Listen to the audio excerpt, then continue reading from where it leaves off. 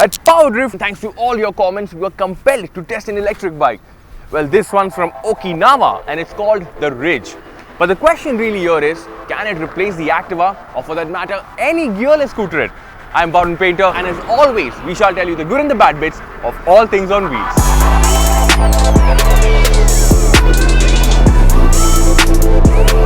Firstly, does an electric scooter feel familiar when you sit on it? You bet it does. But there's more.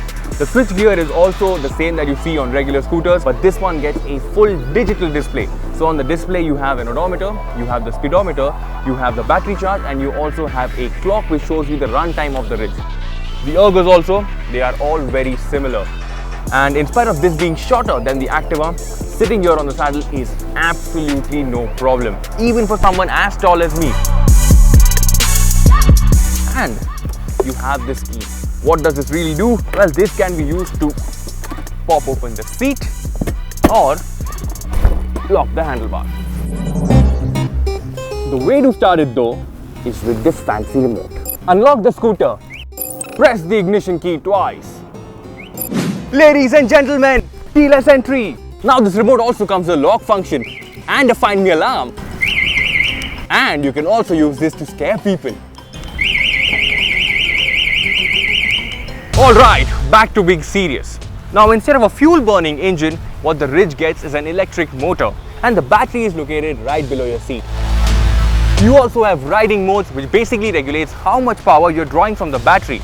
Now Okinawa claimed that you can expect anywhere between 60 to 70 kilometers in the sport mode and about 80 to 90 in the eco mode. Typically a scooter's engine is offset, so to compensate they balance it out by offering weight on the other side for better stability.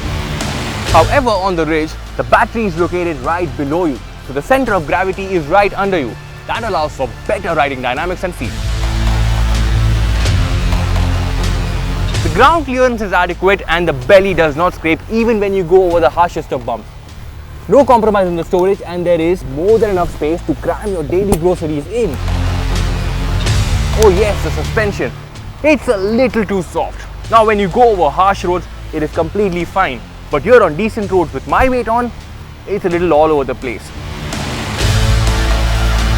However, you do get preload adjustability for the rear shocks.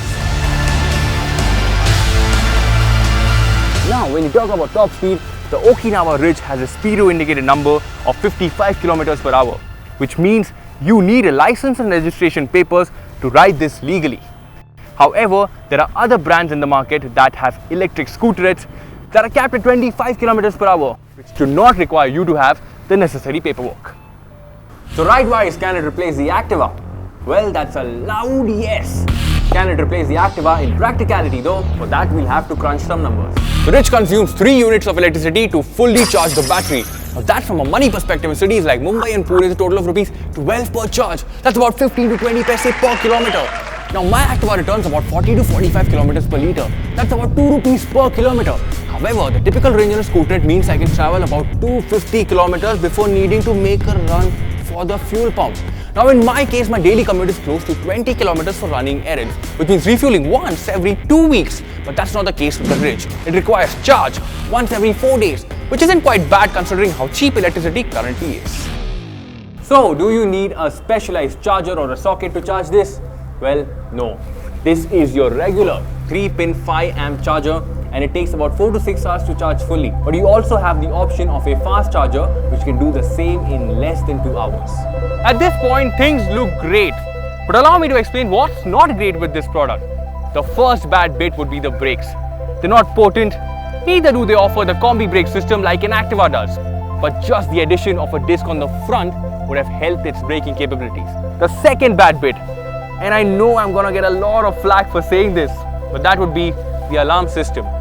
The idea of the bike being safe sounds great, but even with a little bit of movement with the bike being locked, triggers off a loud alarm and when unattended can deplete the battery at someone else's fun.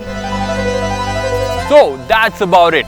At 42,400 ex-showroom pan India, the Okinawa Ridge goes up against an entire lineup of Hero Electric and will go up against many other similar interesting products which are in the pipeline like Torque Motorcycles, Aether and many more. And if you want us to review another electric vehicle, let us know in the comment section below. Till the next one, see you later.